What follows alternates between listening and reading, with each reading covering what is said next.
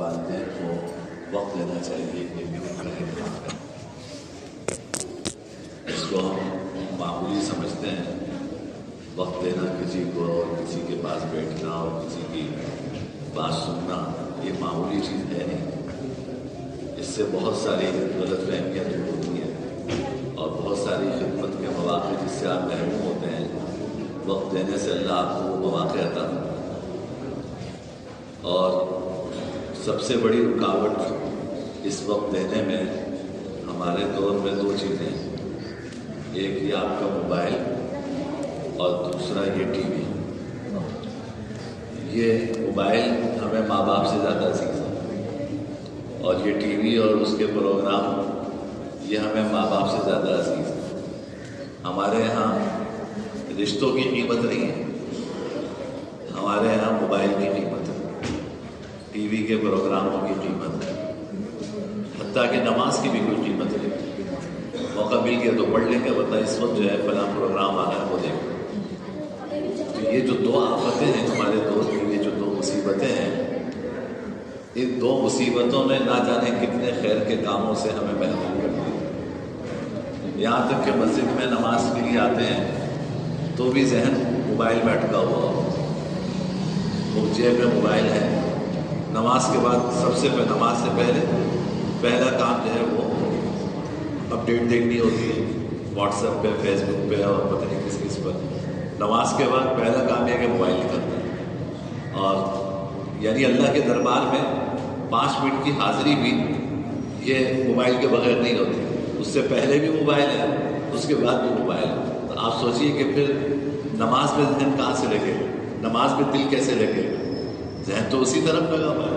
انسان کے ذہن جو چیزیں نماز سے پہلے انسان کے دماغ میں ہوتی ہیں تو وہی چیزیں نماز میں بھی اس کے گرد ہوتی ہیں.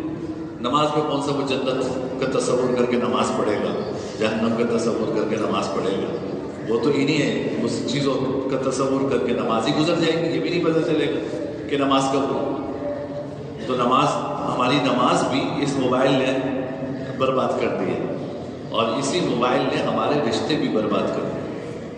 آپ کو تو نہیں اندازہ ہوتا ہوگا, ہمیں فتوے کے کام سے تھوڑا بہت تعلق ہے تو لوگوں کے مسائل سامنے آتے ہیں.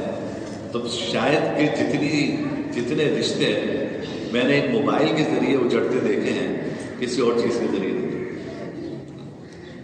یہ ایسی مصیبت ہے کہ آپ اس کے ذریعے سے کوئی پیغام اگر دیتے ہیں تو مذاق نہیں پتہ چلتا, سنجیدگی نہیں پتہ چلتی. آپ سامنے اگر کسی سے گفتگو کر رہے ہیں تو آپ سنجیدہ گفتگو کر رہے ہیں تو وہ آپ کے چہرے سے پہچانے گا. آپ اگر مذاق کی گفتگو کر رہے ہیں تو وہ آپ کے چہرے کے تاثر سے سمجھے گا کہ آپ مذاق کر رہے ہیں. لیکن موبائل کے ذریعے آپ میسیج بھیج رہے ہیں تو نہ وہ سنجیدگی معلوم ہو رہی ہے, نہ مذاق معلوم ہو رہا ہے. نتیجہ یہ ہے کہ بہت ساری چیزیں بطور مذاق کے کہی گئی, اس کو لوگ سنجیدہ لے لیا لوگوں نے. اس کو بہت ساری چیزیں سنجیدگی کے ساتھ کہی جاتی ہیں, لوگوں نے اس کو اڑا لیا. یہ آپس میں یہ جو جس کو کہتے ہیں نا مس کمیونیکیشن, اس کی وجہ سے ہمارے رشتوں میں دراڑیں پیدا ہوتی ہیں. میاں بیوی کے رشتوں میں دراڑیں پیدا ہوتی ہیں, اولاد کے رشتے میں دراڑیں پیدا ہوتی ہیں, ماں باپ ایک طرف رہ جاتے ہیں. تو یہ موبائل اس نے ہمیں ماں باپ سے دور کر دیا, ہمیں رشتوں سے دور کر دیا. صرف ماں باپ کی بات نہیں کر رہا میں, ماں کو اولاد سے دور کر دیا, باپ کو بچوں سے دور کر دیا, بچوں کو شوہر کو بیوی سے دور کر دیا, بیوی کو شوہر سے دور کر دیا. یہ اس آفت نے, یہ ساری مصیبتیں جو ہیں وہ ہمارے گلے اسی آفت نے ڈال دی. اسی طرح یہ ٹی وی کے پروگرام, بھائی آپ اگر ٹی وی کے پروگرام دیکھ بھی رہے ہیں تو تھوڑا کبھی تصور تو کیا کریں فارغ ہونے کے بعد کہ کیا لے کے اٹھ رہا ہوں. بھائی انسان کوئی بھی کام کرتا ہے یعنی بعد میں سوچتا تو ہے نا کہ یار میں صبح سے نکلا تھا اور اب میں شام کو گھر آیا ہوں تو میں کیا کر کے آیا. آپ کہتے ہیں کہ جی میں مزدوری کر کے آیا, کاروبار کر کے آیا, ملازمت کر کے آیا اور اتنی تنخواہ میری بنی جو مجھے مہینے کے آخر میں ملے گی, یا اتنی دہاڑی لے کے جا رہا ہوں, یا اتنا دھندا کیا میں نے وہ کاروبار میں, اتنے پیسے میرے بنے. یہ سوچتے نا آپ تو کچھ کر کے آتے ہیں.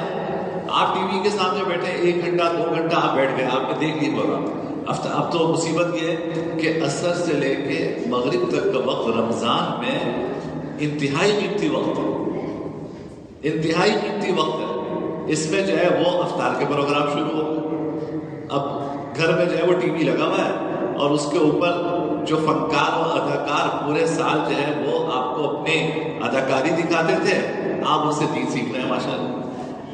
بس صرف اتنا ہے کہ پہلے بغیر دوپٹے کے ہوتی تھی، اب وہ دوپٹہ انہوں نے اوڑھ لیا، اور وہ جو صاحب ہیں وہ کسی اور لباس میں ہوتے تھے، انہوں نے جو ہے بڑا خوبصورت شلوار قمیص پہن لیا، تو واہ اب وہ ہمیں دین سکھا رہے ہیں۔ تہجد کا وقت کتنا قیمتی وقت ہے، تہجد کا وقت، اس کا ایک ایک لمحہ قیمتی ہے۔ آپ اس میں اللہ سے تعلق جوڑ کے نہ جانے کہاں سے کہاں پہنچ سکتے ہیں۔ یہ وقت صحت کی ٹرانسمیشن کی نظر ہو گیا کہ ٹی وی چلتا رہتا ہے گھروں کے اندر، یہ نحوست پورے گھر میں پھیلتی ہے، اور اس میں جو ہے وہ سحری کے پروگرام آ رہے ہیں، آپ نے ماشاءاللہ وہاں پہ نہ جانے کیا دین سیکھ کے اٹھیں گے آپ۔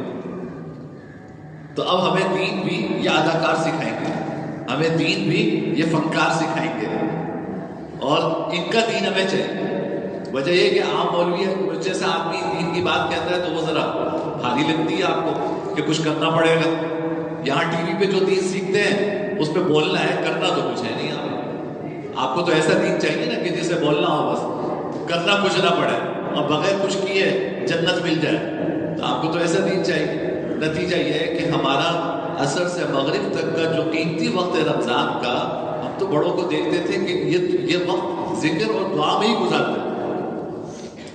آج بھی ہم اپنے بڑوں کو دیکھتے ہیں، اللہ والوں کو دیکھتے ہیں کہ عصر سے مغرب تک کا جو وقت ہے قرآن کریم کی تلاوت پہ گزارتے ہیں، ذکر پہ گزارتے ہیں، دعا میں گزارتے ہیں۔ یہ وقت کوئی اس کام کا تھوڑی ہے کہ آپ ٹی وی کھول کے سامنے بیٹھے ہیں۔ آپ تہجد کا وقت ہے، اس سے زیادہ دعا کسی وقت قبول نہیں ہوتی۔ حدیث سے فرمایا کہ 2 وقت ایسے ہیں کہ سب سے زیادہ اللہ دعا قبول فرماتے ہیں، ایک نماز کے بعد کی دعا اور ایک تہجد کے وقت کی دعا۔ اب وہ تہجد کا وقت جو ہے وہ ٹی وی کے سامنے، ٹی وی لگا ہوا ہے، سارا ذہن اس کی طرف ہے، سحری بھی کر رہے ہیں، وہ ٹی وی چل رہا ہے۔ تو میرے بھائی یہ بہت بڑا فتنہ ہے ہمارے دور کا، اس سے اپنے آپ کو، اب یہ آپ کو سوچنا ہے، آپ کو نہ سمجھ نہیں ہے کہ میں آپ کو بتاؤں کہ آپ اپنا وقت کیسے استعمال کریں۔ اب یہ آگ ہے، اس آگ سے بچنا کیسے ہے، یہ فیصلہ آپ کو کرنا ہے۔ آپ کیسا اپنا وقت کسی مثبت کام میں استعمال کریں، یہ آپ کو فیصلہ کرنا ہے۔ یہ ساری چیزیں لایانی ہیں، یہ انسان کو اللہ سے دور کرنے والی ہیں، یہ ساری چیزیں رشتوں میں دراڑیں پیدا کرنے والی ہیں، یہ ساری چیزیں وہ ہیں جو آپ کو اپنے ماں باپ کی خدمت سے محروم کر رہی ہیں۔ تو جو چیزیں انسان کو اللہ سے دور کرے وہ رکھنے کی نہیں ہوتی، نہ اس پہ اللہ وقت لگانے کا ہوتا ہے۔ حدیث میں آتا ہے جناب نبی کے کریم صلی اللہ علیہ وسلم نے ایک انگوٹھی بنوائی، ایک تو انگوٹھی بنوائی تھی آپ نے جب مہر لگانے کی ضرورت پیش آئی تھی، سن 6 ہجری میں جو خطوط بھیجے آپ نے، اس سے پہلے ایک مرتبہ انگوٹھی بنوائی، تو کچھ دنوں کے بعد وہ انگوٹھی پھینک دی۔ صحابہ نے عرض کیا کہ یا رسول اللہ آپ نے انگوٹھی بنوائی تھی کیوں پھینک دی؟ آپ نے فرمایا کہ جب تم میرے پاس بیٹھے ہوتے ہو تو یہ انگوٹھی مجھے تمہاری طرف توجہ کرنے سے غافل کر رہی تھی۔ آپ سوچئے، ذرا تصور کیجئے، یعنی صحابہ کا مجمع ہے، فرمایا کہ انگوٹھی نا، کبھی میں انگوٹھی کی طرف دیکھتا، کبھی میں تمہیں دیکھتا، تو یہ انگوٹھی مجھے تمہاری طرف پوری طرح متوجہ ہونے سے غافل کر رہی تھی، مجھے ایسی انگوٹھی نہیں چاہیے۔ اور ہمارے یہ موبائل، ہمارا یہ ٹی وی ہمیں عام مجمع سے نہیں دور کر رہا، اللہ سے دور کر رہا ہے، ہمیں اللہ سے محروم کر رہا ہے، اللہ سے دور کر رہا ہے، دین سے دور کر رہا ہے، ماں باپ سے دور کر رہا ہے۔ تو یہ ایسا ٹی وی کس کام کا، ایسا موبائل کس کام کا؟ تو بھائی یہ جو رمضان کے اوقات ہیں، رمضان کا کیا اوقات، عام زندگی کے اوقات، یہ بڑے قیمتی ہیں۔ کوئی کتنے سال لے کر آیا، کوئی کتنے مہینے کسی کے باقی ہیں، کسی کے کتنے دن باقی ہیں۔ برف کی طرح ہماری زندگی جو ہے پگھل رہی ہے۔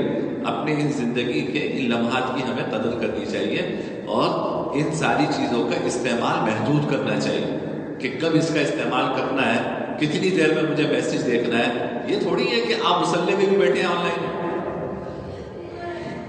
یعنی یہ بھی ایک نیا فیشن ہے کہ جی وہ تو نماز پڑھ کے آن لائن ہو جاتا ہے، بڑا کام کمال کرتے ہیں جی، نماز پڑھتے مصلی پہ بیٹھ کے آن لائن ہو جاتے ہیں، بہت بڑا کمال کر دیا انہوں نے. یہ تو محرومی کی بات ہے. اللہ تعالیٰ ہمیں اس محرومی سے محفوظ فرمائے. وآخر دعوانا الحمدللہ رب العالمین والعاقبۃ للمتقین والصلاة والسلام علی سیدنا المرسلین. اللہم لک الحمد لا نحصی ثناء انت کما اثنیت علی نفسک. لا الہ الا اللہ الحلیم الکریم سبحان اللہ. اللہم انک عفو کریم تحب العفو فاعف عنا یا کریم. رب اغفر وارحم وانت خیر الراحمین. صلی اللہ تعالی علی خیر خلق محمد وعلی آلہ وصحبہ اجمعین. آمین.